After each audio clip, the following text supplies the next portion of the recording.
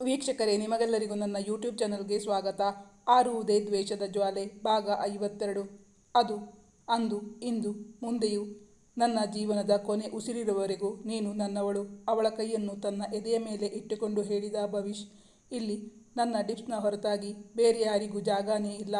I love you ಚಿನ್ನ, I love you ಎಂದವನು ಅವನ ತುಟಿಗಳು ಆತುರದಿಂದ ಅವಳ ತುಟಿಗಳನ್ನು ಭದ್ರವಾಗಿ ಬಂಧಿಸಿಕೊಂಡು ಅವಳ ತುಟಿಯ ಜೇನು ಹೀರಲಾರಂಭಿಸಿದಾಗ ಸುಪ್ತ ಬೇಕೆಂದೇ ಪತಿಯನ್ನು ರೇಗಿಸಿದ್ದಳು.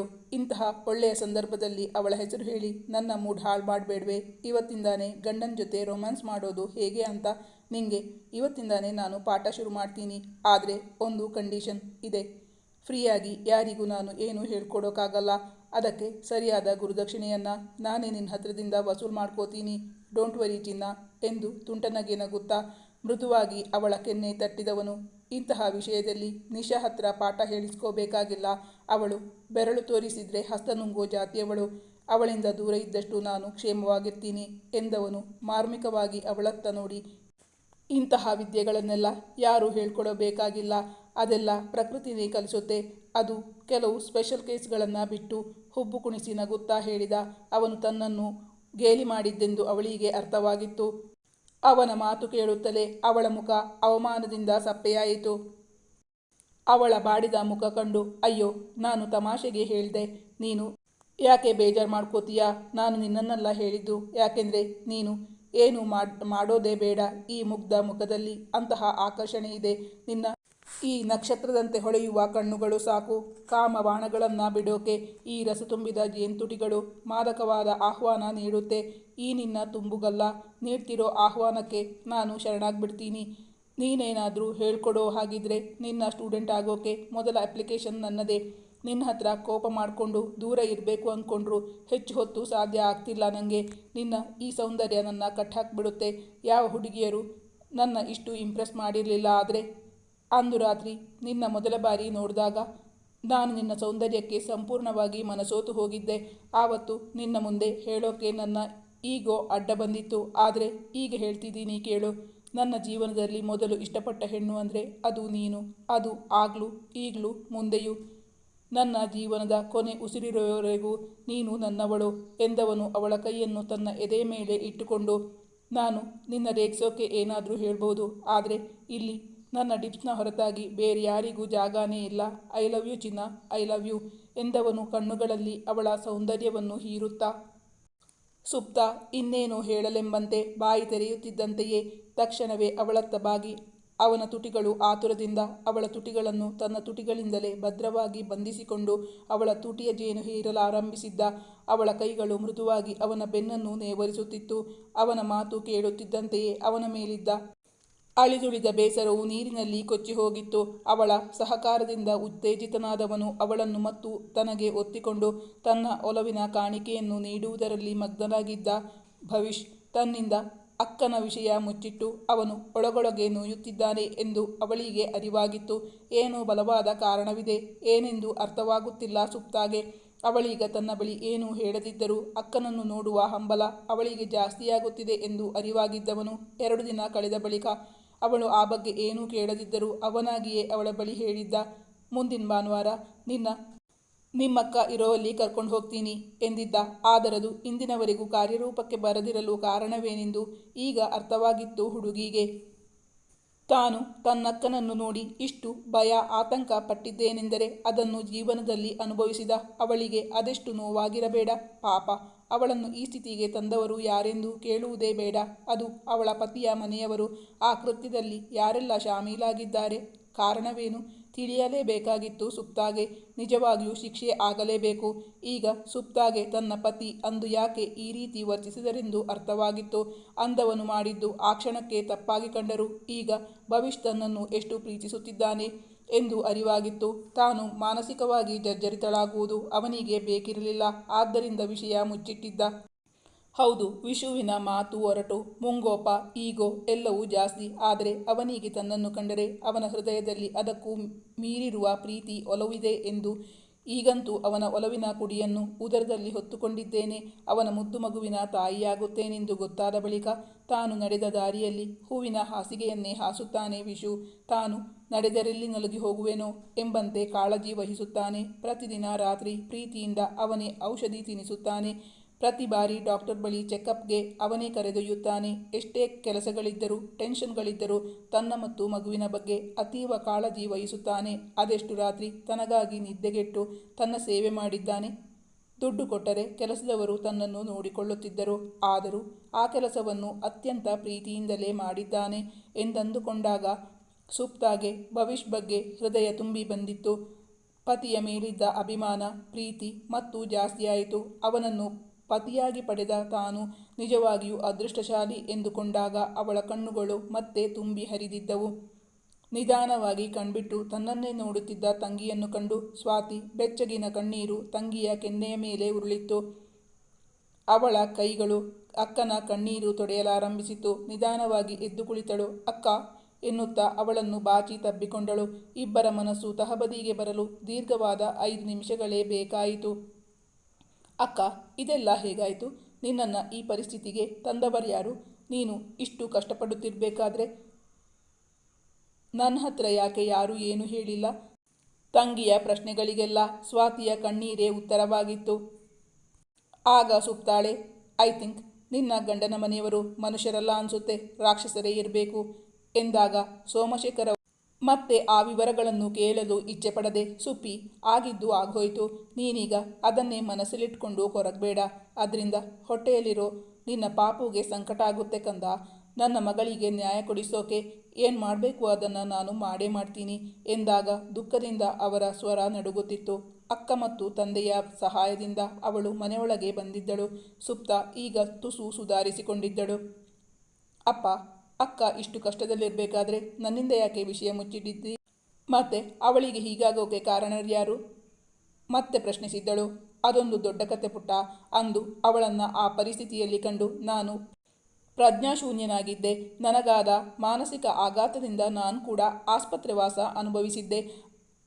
ಆಗೆಲ್ಲ ನಮ್ಮ ಅಳಿಯಂದ್ರೆ ನನಗೆ ಸಹಾಯ ಮಾಡಿದ್ದು. ಅಪ್ಪ, ನೀವು ಹೀಗೆ ಒಗಟೊಗಟಾಗಿ ಹೇಳಿದರೆ ನಂಗೆ ಹೇಗೆ ಅರ್ಥ ಆಗಬೇಕು? ಪ್ರಶ್ನಿಸಿದಳು. ಅದನ್ನೆಲ್ಲ ನಾನು ಯಾವ ಬಾಯಿಂದ ಹೇಳಲಿ ಅಮ್ಮ?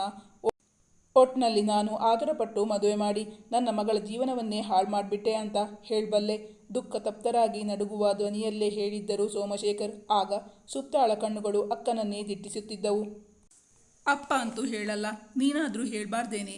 ನಿನ್ನ ಮುಖ ಎಷ್ಟು ಸುಟ್ಟು ಹೋಗಿದೆ. ಹೀಗಾಗಬೇಕಾದ್ರೆ ಬಾವ ಏನು ಮಾಡ್ತಾ ಇದ್ರು? ಅವರೇ ಮಾಡಿದ್ದ?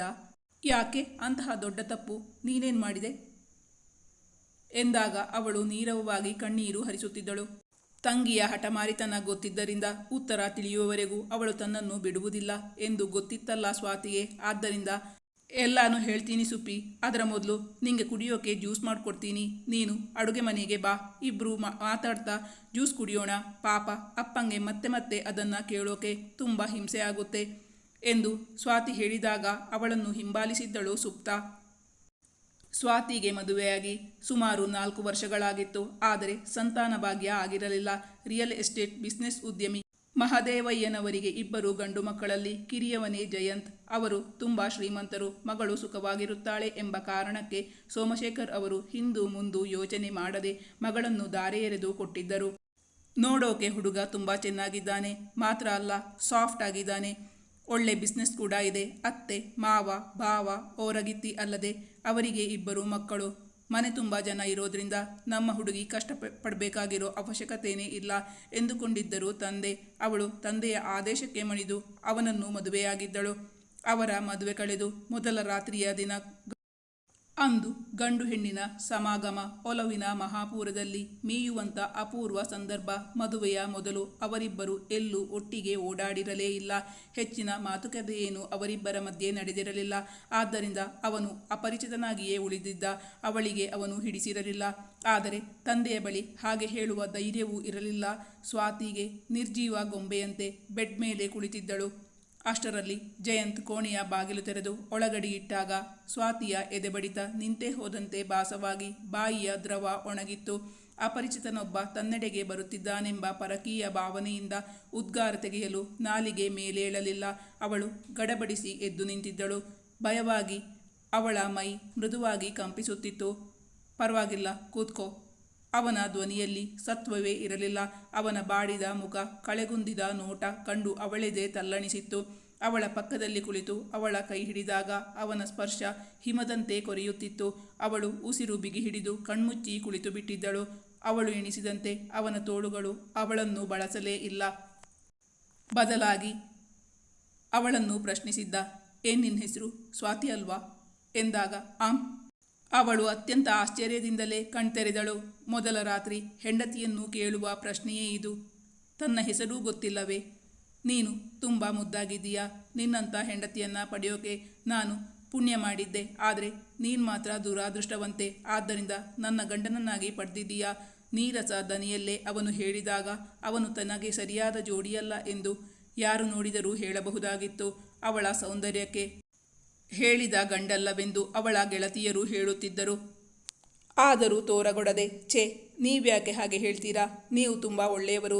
ಸೌಂದರ್ಯ, ಆಸ್ತಿಪಾಸ್ತಿಗಿಂತ ನಿಮ್ಮ ಸಂಪೂರ್ಣ ಪ್ರೀತಿ ಹೊಂದಿದ್ರೆ ಸಾಕು, ಬೇರೇನು ಬೇಡ ನನಗೆ ಎಂದು ಹೇಳಿದಾಗ, ನನ್ನ ಕ್ಷಮಿಸು ಸ್ವಾತಿ, ನನ್ನ ಪ್ರೀತಿಯು ಪರಿಪೂರ್ಣವಾಗಿ ನಿಂಗೆ ಕೊಡೋಕ್ಕಾಗಲ್ಲ ಎಂದವನು ಹೇಳಿದಾಗ ಅವಳು ಅರ್ಥವಾಗದವಳಂತೆ ಅವನತ್ತ ನೋಡಿದಳು. ಅವನ ಮುಖ ಭೂತ ದರ್ಶನವಾದಂತೆ ಪೇಲವವಾಗಿತ್ತು. ಅವನು ತಟ್ಟನೆ ಅವಳ 2 ಕೈಗಳನ್ನು ಬಿಗಿಯಾಗಿ ಹಿಡಿದುಕೊಂಡಾಗ ಅವನ ಕೈ ತರಗೆಲೆಯಂತೆ ನಡುಗುತ್ತಿರುವುದು ಭಾಸವಾಗಿತ್ತು ಹುಡುಗಿಗೆ. ನಾನು ನಿಂಗೆ ತಾಳಿ ಕಟ್ಟಿದ ಗಂಡ. ನನ್ನ ಮರ್ಯಾದೆ, ಗೌರವ ನಿಂಗೆ ಸೇರಿದ್ದು. ಅದನ್ನು ಈಗ ನೀನೇ ಕಾಪಾಡಬೇಕು ಸ್ವಾತಿ. ಅವನು ದೀನವಾಗಿ ಕೇಳಿಕೊಂಡಾಗ, ನೀವೇನು ಹೇಳ್ತಿದ್ದೀರೋ ನಂಗರ್ಥವಾಗ್ತಾ ಇಲ್ಲ. ಅವಳು ಕೊಂಚ ಅಸಹನೆಯಿಂದಲೇ ನುಡಿದಿದ್ದಳು. ನನ್ನ 23ನೇ ವಯಸ್ಸಿನಲ್ಲಿ ನಾನು ಡ್ಯಾಡಿ ಜೊತೆ ರಿಯಲ್ ಎಸ್ಟೇಟ್ ಬಿಸ್ನೆಸ್ ಶುರು ಮಾಡಿದ್ದೆ. ಯಾವುದೋ ಆಸ್ತಿ ವಿಚಾರದಲ್ಲಿ ತಕರಾರು ಬಂದು ಗಲಾಟೆ ಆಯಿತು. ಆ ಸಮಯದಲ್ಲಿ ನನಗೆ ಏಟು ಬಿದ್ದು ನನ್ನ ಪುರುಷತ್ವವನ್ನೇ ಕಳೆದುಕೊಂಡ್ಬಿಟ್ಟಿದ್ದೀನಿ. ಐ ಆಮ್ ಇಂಪಾರ್ಟೆಂಟ್ ಎನ್ನುತ್ತಾ ತನ್ನ ಮುಖ ಮುಚ್ಚಿಕೊಂಡ. ಅವಮಾನದಿಂದ ಅವನ ಮುಖ ಕೆಂಪೇರಿತ್ತು. ಇಡೀ ಕೋಣೆಯೇ ಗಿರಗಿರನೆ ತಿರುಗಿದಂತಾಗಿ ಸ್ವಾತಿ ದಿಗ್ಮೂಢಳಾಗಿ ಕುಳಿತು ಬಿಟ್ಟಳು. ಇಂದು ಅವಳಿಗಾದ ಆಘಾತ ಅಷ್ಟಿಷ್ಟಲ್ಲ. ಮದುವೆಯಾದ ಪ್ರತಿಯೊಬ್ಬ ಹೆಣ್ಣು ತನ್ನ ತಾಯ್ತನದ ಬಗ್ಗೆ ಕನಸು ಕಾಣುತ್ತಾಳೆ. ತಾನು ಈ ಜನ್ಮದಲ್ಲಿ ತಾಯಿಯಾಗುವುದಿಲ್ಲ, ತನಗೆ ಆ ಭಾಗ್ಯವಿಲ್ಲ ಎಂದಾಗ ಮುಂದೇನು ಎಂದು ಯೋಚಿಸಲು ಆಗದಷ್ಟು ಅವಳ ಮನಸ್ಸು ಅಲ್ಲೋಲ ಕಲ್ಲೋಲವಾಗಿತ್ತು. ಅವಳ ಮನಸ್ಸು ಯೋಚನಾಶಕ್ತಿಯನ್ನೇ ಕಳೆದುಕೊಂಡಿತ್ತು. ಈ ವಿಷಯ ನಮ್ಮ ಮನೆಯವರಿಗೆ ಬಿಟ್ಟು ಬೇರೆಯಾರಿಗೂ ಗೊತ್ತೇ ಇಲ್ಲ. ಈ ಗುಟ್ಟು ಕಾಪಾಡೋ ಹೊಣೆ ನಿನ್ನದು. ನಿಮ್ಮ ತಂದೆ ತಂಗಿಗೂ ಬಿಟ್ಟುಕೊಡದೆ ಈ ರಹಸ್ಯ ಕಾಪಾಡ್ಕೊಂಡು ಬರಬೇಕು. ಇಲ್ದಿದ್ರೆ ನಾನು ಖಂಡಿತವಾಗಿಯೂ ಆತ್ಮಹತ್ಯೆ ಮಾಡ್ಕೊಂಡ್ಬಿಡ್ತೀನಿ ಎಂದವನು ಹೇಳಿದಾಗ ಸ್ವಾತಿ ತಕ್ಷಣ ಅವನ ಬಾಯಿಗೆ ಅಡ್ಡವಾಗಿ ಕೈ ಇಟ್ಟಳು. ಅವಳ ಕಣ್ಣುಗಳು ತುಂಬಿ ಹರಿಯಲಾರಂಭಿಸಿದ್ದವು. ಈ ವಿಷಯ ತಿಳಿದ ಮೇಲೂ ಒಂದು ಹೆಣ್ಣಿನ ಬದುಕನ್ನು ಬರಡು ಮಾಡುತ್ತಿರುವ ಇವರ ತಂದೆ ತಾಯಿ ಮಾತ್ರವಲ್ಲ, ಆ ಮನೆಯವರೆಲ್ಲರ ತಪ್ಪಿಗೆ ತಾನು ಅನ್ಯಾಯವಾಗಿ ಶಿಕ್ಷೆ ಅನುಭವಿಸುವಂತಾಯಿತಲ್ಲ. ಸ್ವಾತಿಗೆ ಮೊದಲಿನಿಂದಲೂ ಚಿಕ್ಕ ಮಕ್ಕಳೆಂದರೆ ಪ್ರಾಣ. ಅವಳ ತಾಯಿ ತೀರಿ ಹೋದಾಗಿನಿಂದ ತನಗಿಂತ 5 ವರ್ಷ ಚಿಕ್ಕವಳಾದ ತಂಗಿಯನ್ನು ಪುಟ್ಟ ಮಗುವಿನಂತೆ ನೋಡಿಕೊಂಡಿದ್ದಳು ಸ್ವಾತಿ. ಇನ್ನು ಈ ಜನ್ಮದಲ್ಲಿ ತನ್ನದೇ ಕರುಳಕುಡಿಯನ್ನು ನೋಡುವ ಭಾಗ್ಯ ಇಲ್ಲ ಎಂದುಕೊಂಡಾಗ ಅವಳಿಗಾದ ವೇದನೆ ಅಷ್ಟಿಷ್ಟಲ್ಲ. ಅವಳು ತುಸು ಅಸಮಾಧಾನದಿಂದಲೇ ಅವನ ಮುಖ ನೋಡಲು ಜಯಂತನ ವೇದನೆ ತುಂಬಿದ ಕಣ್ಣುಗಳನ್ನು, ಬೇಡಿಕೆ ಹೊರಸೂಸುತ್ತಿದ್ದ ಮುಖಭಾವ ಕಂಡಾಗ ಅವಳ ಹೃದಯ ಹಿಂಡಿದಂತಾಯಿತು. ಇದು ಆ ಭಗವಂತ ತನ್ನ ಬಾಳಿನಲ್ಲಿ ಒಡ್ಡಿದ ಸತ್ವ ಪರೀಕ್ಷೆ. ಸಂದರ್ಭದ ಸುಳಿಗೆ ಸಿಕ್ಕ ಜಯಂತನ ದೇಹವೇ ಬರಡಾಗಿದೆ. ತಮ್ಮ ಮನೆಯ ಮನತನ ಮರ್ಯಾದೆಗೋಸ್ಕರ ಮಗನಿಗೆ ಮದುವೆ ಮಾಡಿಸಿದ್ದಾರೆ ತನ್ನತ್ತೆ ಮಾವ. ಅವರೊಡನೆ ಸಪ್ತಪದಿ ತುಳಿದು ವೈವಾಹಿಕ ಜೀವನಕ್ಕೆ ಕಾಲಿಟ್ಟ ಮೇಲೆ ಅವರ ಸುಖ ದುಃಖ ಸಂಪೂರ್ಣವಾಗಿ ತನಗೆ ಸೇರಿದುದು. ತನಗೆ ಮಕ್ಕಳಾಗದಿದ್ದರೆ ಏನಂತೆ? ಮನೆಯಲ್ಲಿ ಭಾವನ 2 ಮಕ್ಕಳಿದ್ದಾರಲ್ಲ, ಅವರನ್ನೇ ತಮ್ಮ ಮಕ್ಕಳೆಂದು ಬದುಕುವುದು. ಅವಳೊಂದು ದೃಢ ನಿರ್ಧಾರಕ್ಕೆ ಬಂದಿದ್ದಳು. ಅವಳು ಅವನತ್ತ ತಿರುಗಿ ತನ್ನ ಸೆರಗಿನಂಚಿನಿಂದಲೇ ಅವನ ಬೆವೆತಿದ್ದ ಹಣೆ ಒರೆಸಿದ್ದಳು. ನೀವು ಹೆದರಬೇಡಿ. ದಾಂಪತ್ಯ ಜೀವನವೇ ಸರ್ವಸ್ವ ಅಂತ ನಾನು ತಿಳ್ಕೊಂಡಿಲ್ಲ. ನಿಮ್ಮ ಕೈ ಹಿಡಿದ ಮೇಲೆ ನಿಮ್ಮ ತೊಂದರೆ ಸಂಕಷ್ಟದಲ್ಲಿ ನಾನು ಭಾಗಿಯಾಗಲೇಬೇಕು. ಖಂಡಿತ ಈ ವಿಷಯ ನಾನು ಬಹಿರಂಗಗೊಳಿಸಲ್ಲ. ದಯವಿಟ್ಟು ನೀವು ಆತ್ಮಹತ್ಯೆ ಯೋಚನೆ ಮಾಡಲೇಬೇಡಿ ಪ್ಲೀಸ್. ಅವಳ ಮಾತು ಕೇಳಿದವನ ಕಣ್ಣುಗಳು ಕೃತಜ್ಞತೆಯಿಂದ ಮಿನುಗಿದ್ದವು. ತುಂಬ ಥ್ಯಾಂಕ್ಸ್ ಸ್ವಾತಿ ಎಂದು ಮೆಲ್ಲನು ಸುರಿದ ಜಯಂತ್ ನಿದ್ರೆ ಹೋದರು. ಅವಳಿಗೆ ರಾತ್ರಿ ಇಡೀ ರೆಪ್ಪೆ ಕೂಡಿಸಲಾಗಲಿಲ್ಲ. ಮನೋ ವಿಪ್ಲವಕ್ಕೆ ಸಿಲುಕಿ ಹಣ್ಣಾಗಿದ್ದಳು ಸ್ವಾತಿ. ಜಯಂತನಿಂದ ಅವಳು ಹೆಚ್ಚೇನೂ ನಿರೀಕ್ಷಿಸಿರಲಿಲ್ಲ. ಅವನು ಮೃಗದಂತೆ ತನ್ನ ಮೇಲೆರಗಿದ್ದರೆ ಖಂಡಿತ ಅವಳು ಜರ್ಜರಿತಳಾಗುತ್ತಿದ್ದಳು. ಅವನಿಂದ ಒಂದು ಮುಗುಳ್ನಗು, ಪ್ರೀತಿಯ ಮಾತು, ಅವನ ಒಲವಿನ ನೋಟ, ಪ್ರೀತಿಯ ಅಪ್ಪುಗೆ ಮಾತ್ರ ಬಯಸಿದ್ದಳು. ಅದಾವುದೂ ದೊರೆತಿರಲಿಲ್ಲ. ಅವಳಿಗೆ ಅವನು ಜೀವನ ಪರ್ಯಂತ ತಾನು ನಿನ್ನ ಜೊತೆಗಿದ್ದೇನೆ ಎಂಬ ಧೈರ್ಯದ ನುಡಿ ಹೇಳಿದ್ದರೂ ಸಾಕಿತ್ತು. ತನಗಾದ ಆಘಾತ ನೋವನ್ನು ಮರೆತು ಅವನೊಡನೆ ಬದುಕು ಹಂಚಿಕೊಳ್ಳಲು ಅವಳು ಬಹು ಪ್ರಯಾಸದಿಂದ ಮಾನಸಿಕ ಸಿದ್ಧತೆ ನಡೆಸಿದ್ದಳು. ಆದರೆ ಅವಳ ಜೀವನದಲ್ಲಿ ನಡೆದ ಘಟನೆ ತೀರಾ ಅನಿರೀಕ್ಷಿತ. ಯಾವ ಪುರುಷಾರ್ಥಕ್ಕಾಗಿ ಮನೆಯವರೆಲ್ಲ ಸೇರಿ ಜಯಂತನಿಗೆ ಮದುವೆ ಮಾಡಬೇಕಿತ್ತು? ಅದರಿಂದಾಗಿ ಒಂದು ಅಮಾಯಕ ಮುಗ್ಧ ಹೆಣ್ಣಿನ ಬದುಕನ್ನೇ ಬಲಿ ತೆಗೆದುಕೊಳ್ಳುತ್ತಿದ್ದೇವೆ ಎಂಬ ಅರಿವು ಈ ಜನಕ್ಕೆ ಇರಲಿಲ್ಲವೇ? ಅವಳೇನೋ ಸರಾಗವಾಗಿ ಜಯಂತನಿಗೆ ಮಾತು ಕೊಟ್ಟಿದ್ದಳು. ಆದರೆ ಇಂತಹ ವಿಷಯಗಳನ್ನು ರಹಸ್ಯವಾಗಿ ರಕ್ಷಿಸುವುದು ಮಾತಿನಲ್ಲಿ ಹೇಳಿದಷ್ಟು ಸುಲಭವಲ್ಲವೆಂದು ಅವಳಿಗೂ ಗೊತ್ತು. ಮುಂದೆ ಒಂದಲ್ಲ ಒಂದು ದಿನ ಇದು ಸ್ಫೋಟವಾಗುವುದು ಖಂಡಿತ. ಅಂಥ ದಿನ ತಾನು ಅದೇನೇನು ಎದುರಿಸಬೇಕಾಗಬಹುದೋ ಅದನ್ನು ನೆನೆದೇ ಅವಳಿಗೆ ನೆಮ್ಮದಿ ದೂರವಾಗಿತ್ತು. ಬೆಳಗ್ಗೆ ಎದ್ದಾಗ ಅವಳ ಕಣ್ಣುಗಳು ನಿದ್ದೆಗೆಟ್ಟಿದ್ದರಿಂದ ಕೆಂಪಗಾಗಿ ಊದಿಕೊಂಡಿತ್ತು. ಅಂದು ಬೆಳಗ್ಗೆ ರೂಮ್ನಿಂದ ಹೊರಗೆ ಹೋಗುವ ಮುನ್ನ ಜಯಂತ್ ಮತ್ತೊಮ್ಮೆ ಅವಳಿಗೆ ಎಚ್ಚರಿಕೆ ನೀಡಿದ್ದ. ನೀನು ನನಗೆ ಮಾತು ಕೊಟ್ಟಿದ್ದೀಯಾ, ಜ್ಞಾಪಕ ಇರಲಿ. ವೀಕ್ಷಕರೇ, ನಾನು ಹಾಕೋ ಕಥೆಗಳು ನಿಮಗೆ ಇಷ್ಟವಾಗಿದ್ದಲ್ಲಿ ನನ್ನ ಚಾನಲನ್ನು ಸಬ್ಸ್ಕ್ರೈಬ್ ಮಾಡಿ, ನನ್ನ ವಿಡಿಯೋವನ್ನು ಲೈಕ್ ಮಾಡಿ, ನಿಮ್ಮ ಆಪ್ತರಿಗೆ ಶೇರ್ ಮಾಡಿ, ನಿಮ್ಮ ಅನಿಸಿಕೆಯ ಅಭಿಪ್ರಾಯಗಳನ್ನು ಕಮೆಂಟ್ ಮಾಡಿ ತಿಳಿಸಿ. Thank you for watching.